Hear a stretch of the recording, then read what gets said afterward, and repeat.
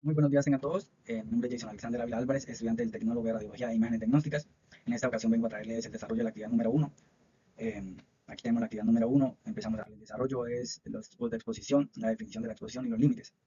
La primera exposición es médica. Se refiere a la exposición que el personal médico adquiere mientras él la toma de diagnósticos y mientras están tratando la patología encontrada. La resolución 18.1474 dice que como tal no están establecidos los límites para exposición médica. El ICRP de 2007 dice que el personal médico tiene el límite es de 1 milisievert por año. GSR parte 3, GSR parte 3 en pacientes, tanto en pacientes como en personal de la salud, personal médico, tienen que estar expuestos el mínimo tiempo posible. Seguimos con la exposición ocupacional. Se refiere a la exposición a la que están recibiendo por cuestión de su trabajo de fuentes de radiación, o sea, la toma de imágenes, todo eso. Resolución 18.1474 dice que el límite para la exposición ocupacional es de 20 milisieverts por año. El ICRP de 2007 establece también que son 20 milisieverts por año. El GSR parte 3 igualmente dice que son 20 milisieverts por año. Seguimos ahora con la exposición del público.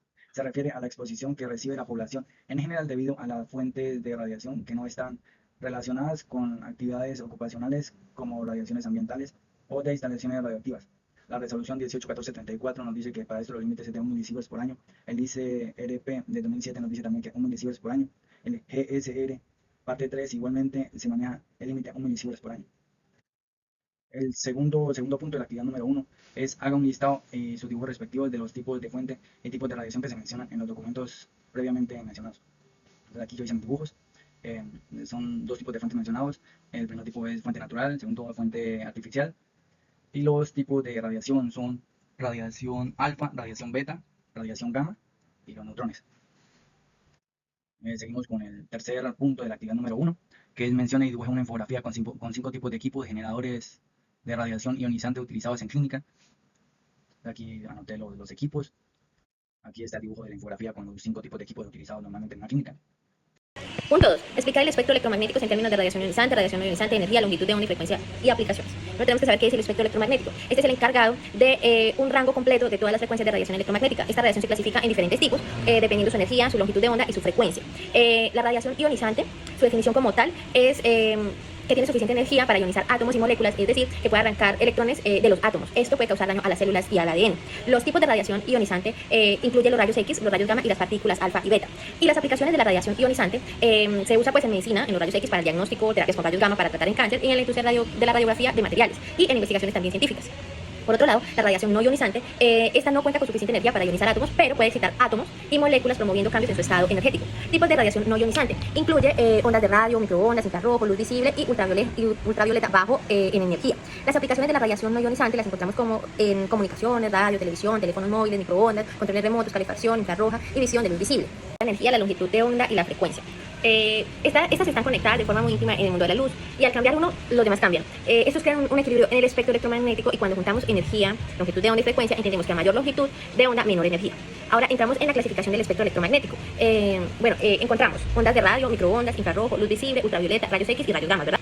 Bueno, en el siguiente punto me dice, dibuje un tubo de rayo X para que muestre sus componentes principales externos e internos, tipos de materiales utilizados y características de los blancos, elementos, símbolo químico, número atómico, energía K de los rayos X y la temperatura de fusión.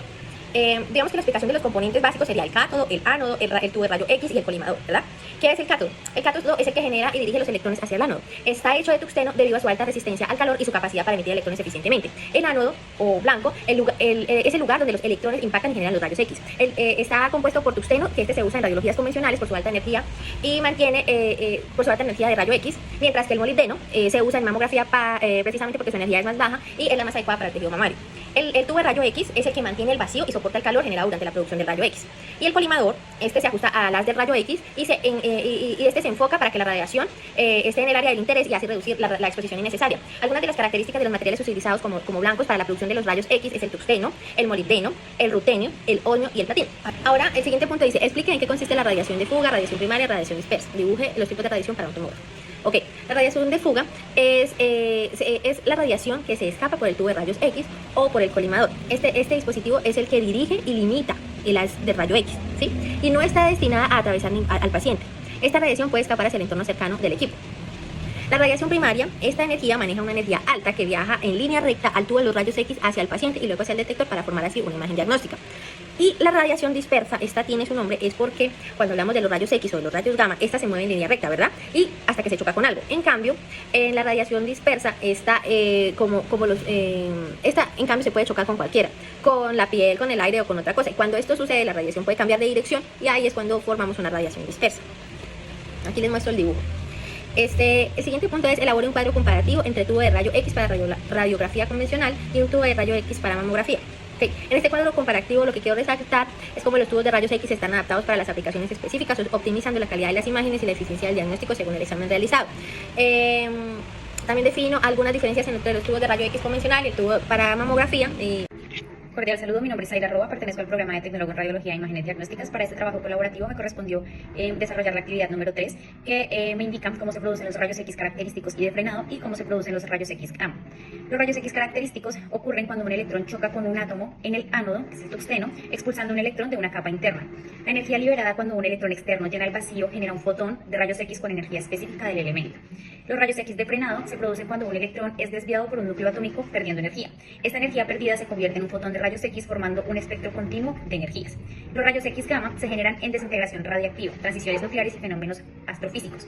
También se emiten cuando un electrón y un positrón se aniquilan produciendo dos fotones gamma. Buenas tardes, mi nombre es María Camila Peralta Ramírez, pertenezco a la tecnología en radiología e imágenes diagnósticas. Mi punto a desarrollar fue el punto 4, que fue la resolución 908-74. En su ítem 6 se centra en las directrices de la protección radiológica, enfatizando la importancia de minimizar la exposición a la radiación en trabajadores y el público. Se establecen unos protocolos para la capacitación, monitoreo y evaluación de la seguridad y gestión de residuos radioactivos y la necesidad de realizar auditorías periódicas para garantizar el cumplimiento de las normativas establecidas de la resolución, que busca promover la seguridad y la responsabilidad en el manejo de los materiales radioactivos. Muchas gracias. Mamografía. Punto 5. Explique en qué consiste la desintegración radiactiva. Bueno, la desintegración radiactiva es un proceso natural en el que el núcleo atómico inestable libera energía al emitir partículas o radiación, transformándose así en un núcleo más estable. Este fenómeno ocurre por ciertos núcleos atómicos que tienen un exceso de energía o de masa, lo que los hace inestables. Para alcanzar una mayor estabilidad, emiten unas partículas subatómicas o radiación electromagnética. Existen diferentes tipos de desintegración radioactiva dependiendo del tipo de partícula o de radiación emitida.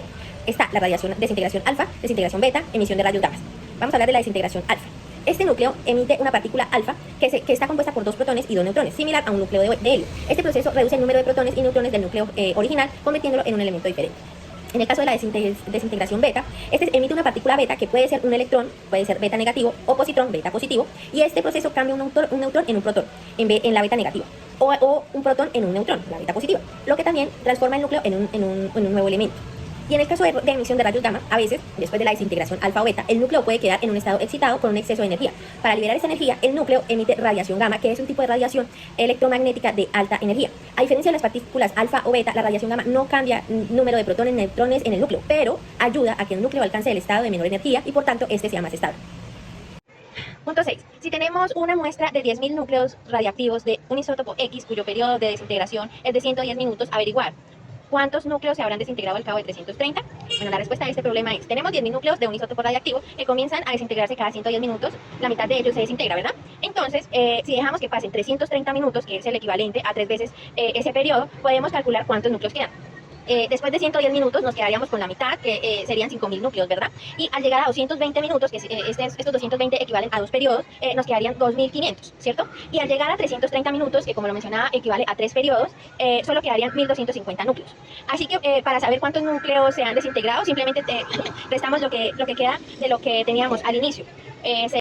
Así que para saber cuántos núcleos se han desintegrado, simplemente restamos lo que queda de lo que teníamos al inicio, es decir, 10.000 núcleos de isótopos radiactivos menos 1.250 núcleos, que nos da un total de 8.750. La respuesta a esto sería, al cabo de 330 minutos, 8.700 núcleos se habrán desintegrado. Buenos días, mi nombre es María Camila Peralta Ramírez, soy de la tecnología en radiología e imágenes diagnósticas y me correspondió el numeral 7 de la actividad de los núcleos y los isótopos. La actividad pedía un número de neutrones del iridio, del yodo, del paladio, del cobalto, del flúor y del cesio. Se hizo una operación restando para poder saber el número de protones y de neutrones. Para el periodo de la vida media de cada isótopo se hizo una operación con el tiempo para saber la vida media de un 75%. Entonces, con la fórmula que se realizó, pudimos saber la vida media el tiempo de vida de cada isótopo.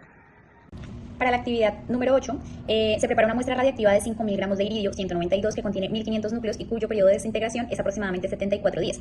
Me pide averiguar qué actividad tiene ahora y dentro de 148 días. Entonces, para calcular la actividad radiactiva actual y después de 148 días, usé la fórmula para la actividad A igual a lambda por N, donde A es la actividad radiactiva en becquereles, lambda es la constante de desintegración en unidades de desintegración por segundos por núcleo, y N es el número de núcleos radiactivos presentes en la muestra. Entonces, primero necesitamos calcular la constante de desintegración, que es lambda, utilizando el periodo de semidesintegración T medio. Desarrollamos pues todo el problema y ya al final pues me indica que la actividad actual es de aproximadamente 5.110.5 becquereles y la actividad después de 148 días sería aproximadamente 1.282,73 becquereles. Listo, ya acabé la actividad número 1, seguimos con la actividad número 9 que también me correspondió a mí.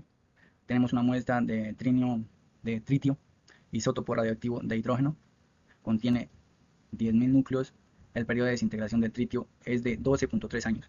Primero, calcular la actividad de esa muestra en la actualidad y segundo, calcular la actividad de esa muestra dentro de 24.6 años.